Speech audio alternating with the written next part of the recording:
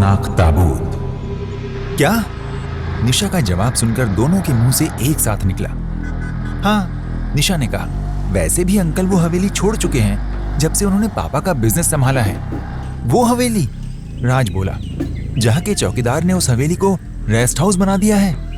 हाँ वही, निशा ने कहा, मैं वहीं तो जा रही थी।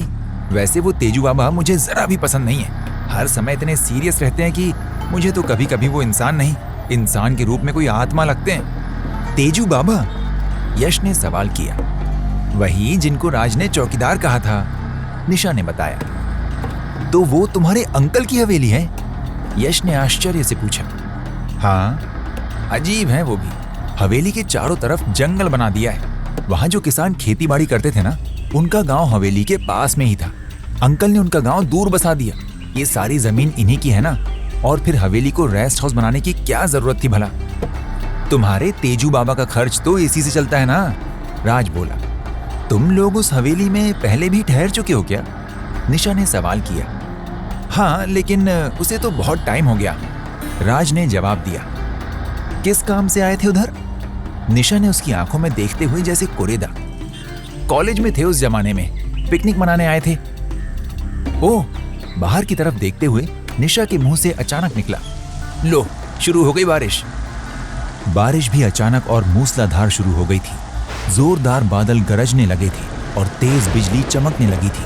चारों तरफ अंधेरा छाने की वजह से यश ने कार की हेडलाइट ऑन कर दी थी, लेकिन इसकी रोशनी में भी दूर तक नहीं देखा जा सकता था। इसकी वजह से यश को कार की स्पीड बहुत कम करनी पड़ी थी। 1 घंटा और ना होती बारिश, निशा ने हाथ मलते हुए कहा। तो? राज ने शक भरी नजरों से उसे देखते हुए पूछा। अरे हवेली पहुंच जाते हम लोग। तुम लोग कहां जा रहे थे? जवाब के साथ ही निशा ने सवाल दाग दिया। उसी गांव तक जिसके बारे में अभी तुम बता रही थी, यश ने जवाब में कहा। वहां क्यों? निशा ने सवाल किया। फिल्म बनाने का इरादा है ना, यश ने कहा। वहां लोकेशन देखना है। इस समय अगर निशा ना होती तो राज गांव की उस लड़की का जिक्र जरूर करता जो यश को पसंद आ गई थी।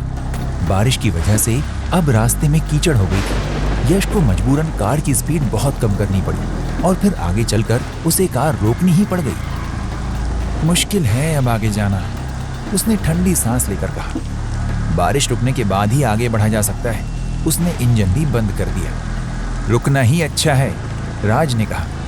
बारिश इतनी तेज है कि वाइपर भी ठीक से विंडस्क्रीन साफ नहीं कर पा रहे हैं। इतनी गरज चमक के साथ बारिश का ये सिलसिला, ऐसा लगता है जैसे आज के बाद फिर कभी ये बरसेगा ही नहीं। यश ने बाहर होती बारिश को देखते हुए कहा। क्या बोलता है, कुछ खा पी लिया जाए ऐसे में? राज ने यश से पूछा। ठीक है, निकाल, करना भी क्या है वैसे? यश ने निशा को देखते हुए कहा। खाने पीने की चीजें एक छोटे से बैग में भरी थी जो पिछली सीट पर रखा हुआ था।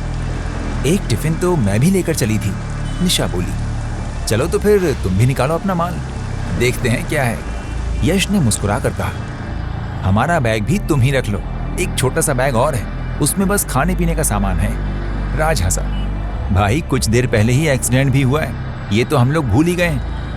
भूल ही जाए तो अच्छा है, यश ने कहा। यार घबराहट होने लगती है उस एक्सीडेंट का सोचकर, पता नहीं अब और कितना बुरा होगा। अरे कुछ नहीं होगा, निशा बोली। वीरान रास्तों पर एक्सीडेंट तो होते ही रहते हैं, शायद ही कोई कभी पकड़ा गया हो। जिसे मौका मिलता होगा वो भाग ही निकलता होगा और हमारी पुलिस झक मारती रह जाती है। ऐसे में खाने पीने का सिलसिला भी चलता रहा और आपस में बातें भी होती रही। तुम आज क्यों जा रही हो वहां? यश ने निशा से पूछा। एंटीक चीजें जमा करना भी मेरा एक शौक है, निशा ने मुस्कुराकर जवाब दिया। बस इत्तेफाक से मालूम हो गया कि ये शौक अंकल को भी था। बहुत सारी चीजें जमा की थी उन्होंने, वो सब हवेली के एक बड़े से कमरे में बंद कर दी गई थी। परसों उनसे फोन पर बात हो रही थी तो उन्हें भी मेरे शौक का पता चला। तो वो एंटीक चीजें देखने जा रही हो? यश ने सवाल किया। देखने क्या, अगर कुछ पसंद आ गया तो उठा लूंगी। अंकल ने इजाजत दे दी है मुझे। उन्हें तो बिजनेस में पढ़कर अब इन चीजों का शौक ही नहीं रहा, याद भी नहीं रहा कि क्या क्या जमा किया है। जब तक यहाँ जमींदारी करते रहे तो ये शौक भी जिंदा रहा। हवेली तो वो बेच भी सकते थे, वापसी का इरादा तो नहीं है? राज ने सवाल किया। नहीं, वो यहाँ नहीं रहेंगे, लेकिन पुश्तैनी हवेली है, उसे बेचना भी नहीं चाहते। विरासत में जो मिली है, निशा ने बताया। खानदानी हवेली है तो तुम्हारे स्वर्गीय पापा का भी हक होगा इस पर, और अब वो नहीं रहे तो तुम्हारा भी हक है इस पर। राज ने कहा, पापा और अंकल में बहुत मोहब्बत थी। बिजनेस ऐसा है कि डैडी ने कभी विरासत के बारे में सोचा ही नहीं होगा। अंकल की सोच भी ऐसी ही है, निशा ने बताया। राज के दिल से अब चुड़ैल वाला खौफ खत्म हो चुका था। उसे निशा की बातें अब झूठ नहीं लग रही थी। आखिर बारिश रुक गई, लेकिन इस तरह की हल्की फुल्की फुहार का सिलसिला चल रहा था। अब तो निकल चल भाई, राज ने खाना खत्म करते हुए यश से कहा।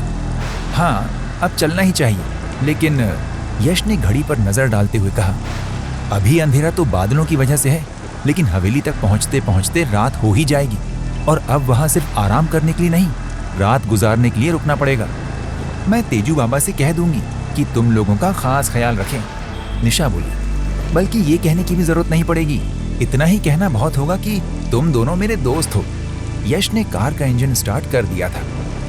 थैंक गॉड कि अभी तक हमारे पीछे कोई नहीं आया है, राज बोला। इसके अगले भाग में आप सुनेंगे कि क्या सच में इनके पीछे कोई नहीं था।